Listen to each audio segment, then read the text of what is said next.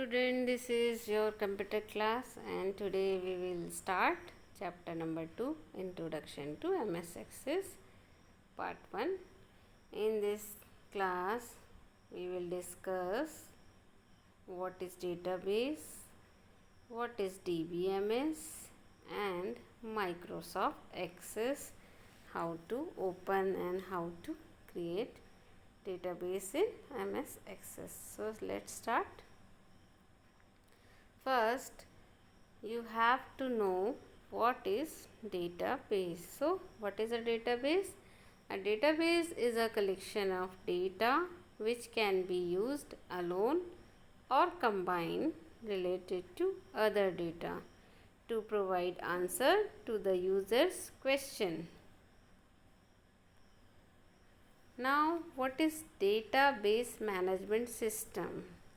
A DBMS, database management system, is a DBMS. A DBM is a collection of programs which provide management of databases, control access to data and contain a query language to retrieve information easily. Clear? Now, database design. It is important to design the database in such a way that a specific item can be reached easily. Maximum guarantee that the desired record will be reached and the database can respond to the user's different questions easily. Clear? Now, the database occupies minimum storage space. Choosing data types and how to express a certain concept is important. तो database का जो storage space है बहुत कम occupy करता है.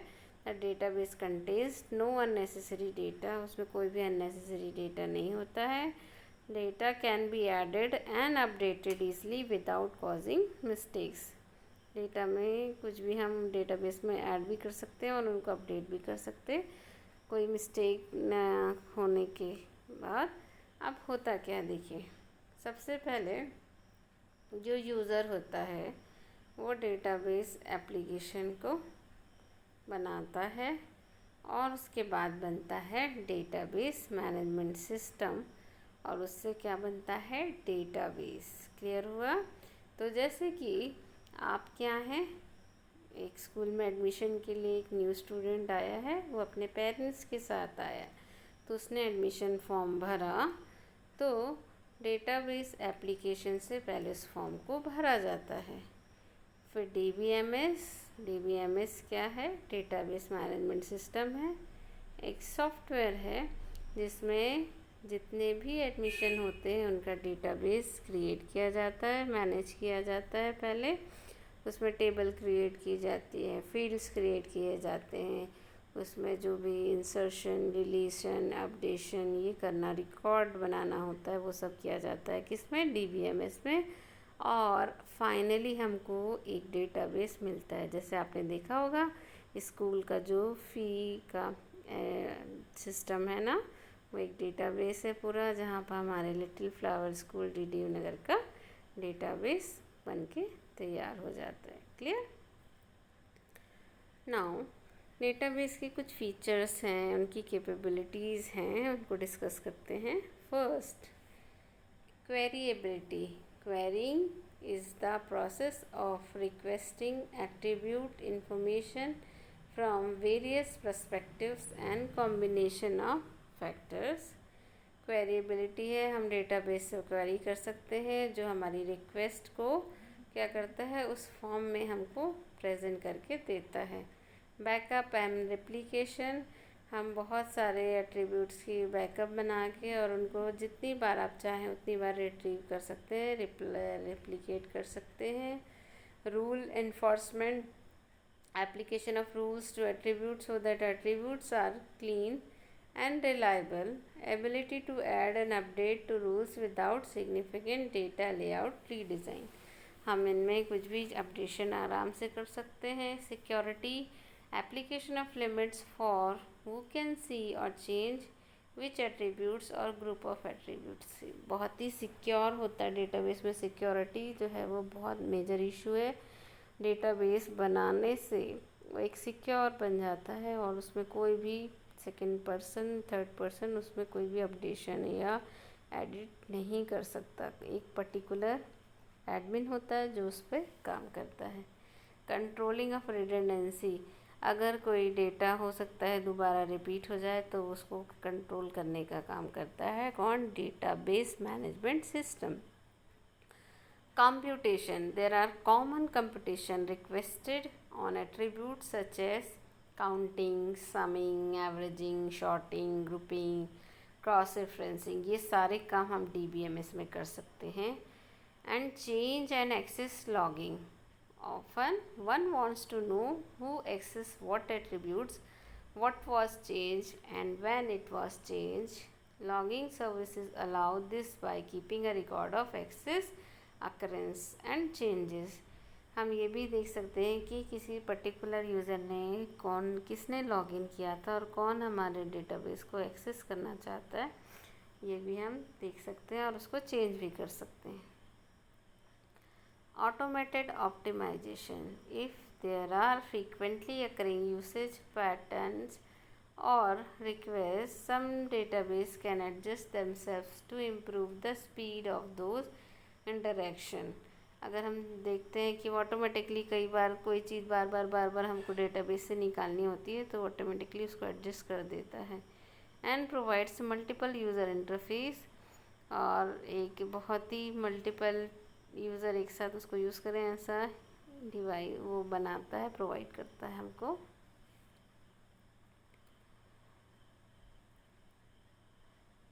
Now we will start Microsoft Access 2010। तो Microsoft access है क्या? वो भी एक सॉफ्टवेयर है, उसकी प्रॉपर डेफिनेशन हम देखते हैं। चलिए, MS Access is a part of MS Office which is used to keep the record of the personal as well as business data with the extension of MDB।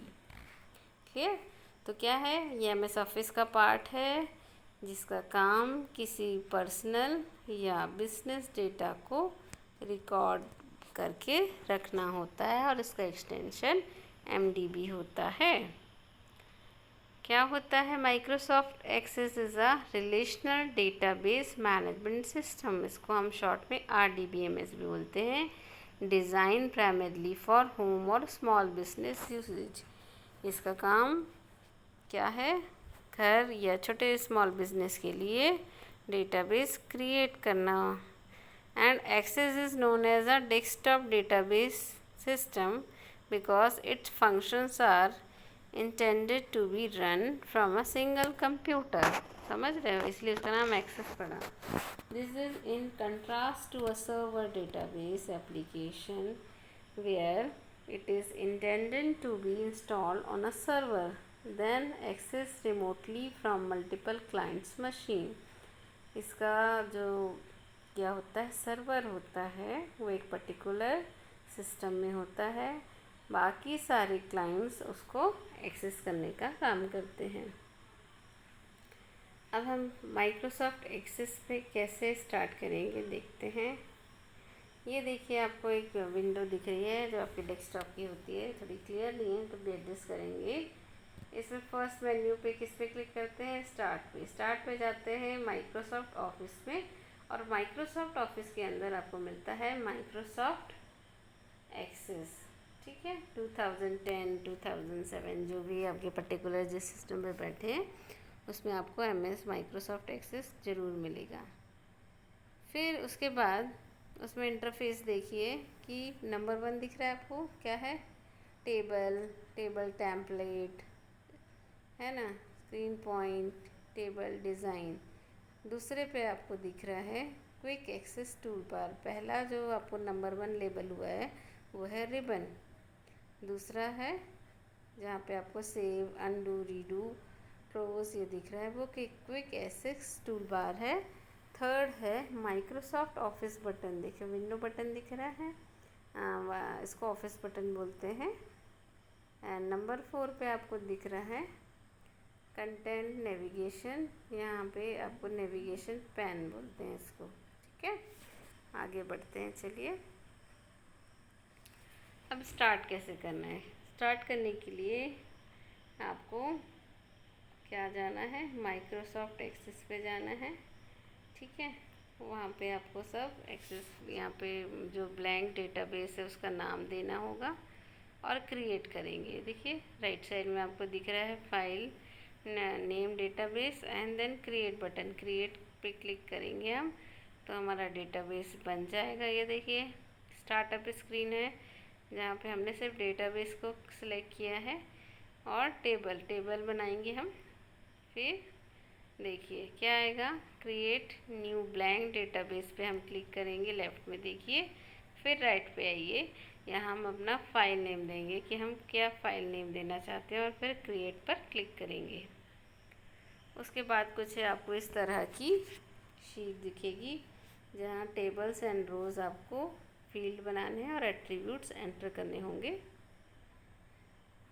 अब जब हमने इसको बना लिया डेटाबेस को तो सेव कर कैसे करेंगे, सेव बटन से। क्विक एक्सेस टूल बार देखो आप ऊपर दिख रहा है राइट साइड में, और उसमें सेव बटन बना होता है फ्लॉपी के शेप का। उसको हम क्विक एक्सेस टूल बार में से क्लिक करेंगे और वो ओके दबाएंगे। हमने टेबल नेम यहाँ कस्टमर दे दिया, आप कुछ भी दे सकते हैं और ओके कर देंगे, ओके। अब नई फील्ड इंसर्ट करनी है हमको, है ना। Click the datasheet tab under table tool and then click new field button. Datasheet में हमको एक नया फील्ड एंटर करना है तो हम इस तरह करेंगे, जिससे क्या होगा, क्रिएटिंग फील्ड्स। एंड अब फील्ड तो हमने क्रिएट कर ली, उसके बाद उसका डेटाबेस होता है कि वो नंबर है, अल्फ़ान्यूमेरिक है, डेट है, टाइम है, करेंसी है ना। उसके डेटा टाइप से उसको सिलेक्ट करना होता है। फिर उसके बाद टेम्पलेट में से फील्ड लेना रहता है और उसको रीनेम करना है। जैसे हमारी फील्ड हमने करेंसी ली या डेट एंड टाइम ली तो हमको उसको डेट एंड टाइम और या करेंसी लेके सिलेक्ट करके रीनेम करना होगा। अब चेंज डेटा टाइप, हम चाहते हैं कि हमने जो फील्ड ली थी अब उसका डेटा टाइप हम चेंज करें तो हम उसको डेटा टाइप में जाकर दूसरे ऑप्शन में जाकर, जैसे हमने नंबर कर दिया तो वो भी कर सकते हैं। फिर जिससे अब 3-4 फील्ड क्रिएट हो गई, उसके डेटाबेस भी ऐसे ही क्रिएट होते जाएंगे। Data type, data field. अब इसमें टेक्स्ट फील्ड की डेटा टाइप थे वो क्या क्या है। पहला है टेक्स्ट। टेक्स्ट क्या होता है, data type is use to store all valid printable characters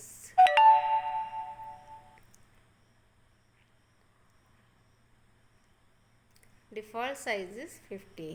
memo, memo भी डेटा टाइप है, is use to create a text field in which size of the values can vary widely. Number data type enable you to enter numeric value. Number में हम numeric value डालेंगे, memo में हम text field है ना दे देंगे, और text में सिर्फ टेक्स्ट डालेंगे। इसका साइज़ 50 होता है और इसमें टेक्स्ट फील्ड क्रिएट करेंगे जिसकी वैल्यू चेंज हो सकती है अगर हमने मेमो डेटा टाइप लिया। नंबर में सिर्फ न्यूमेरिक वैल्यू रहेगी। करेंसी में हम उसका मॉनेटरी डेटा डालेंगे। डेट एंड टाइम में हम डेट एंड टाइम वैल्यूज़ डालेंगे। यस और no data type, logical type data type डालेंगे जिसमें 2 वैल्यू या इधर ट्रू और फॉल्स, मीन्स यस और नो। उसमें नेक्स्ट है auto number data type, store an integer that is incremented और डिक्रीमेंटेड ऑटोमेटिकली। अगर हमने फील्ड का अगर डेटा टाइप ऑटो नंबर लिया तो उसको हम क्या कर सकते हैं, इंक्रीमेंट भी कर सकते हैं, डिक्रीमेंट भी कर सकते हैं, ऑटोमेटिकली हो जाएगा। और जब भी हम उसमें ऐड और डिलीट रिकॉर्ड करेंगे। OLE क्या है, object type can store any type of object such as video clip, a picture और अ वर्ड डॉक्यूमेंट। अगर हमने हमारी टेक्स्ट फील्ड को OLE लिया तो उसमें हम कुछ भी डाल सकते हैं, वीडियो क्लिप भी डाल सकते हैं, पिक्चर भी डाल सकते हैं, वर्ड डॉक्यूमेंट भी डाल। And lookup wizard is a field that display a list that looks up data from an existing table or from a fixed set of user defined values। तो lookup wizard से हम कोई existing table से भी field को ले सकते हैं। Okay, thank you, that's it for today, bye.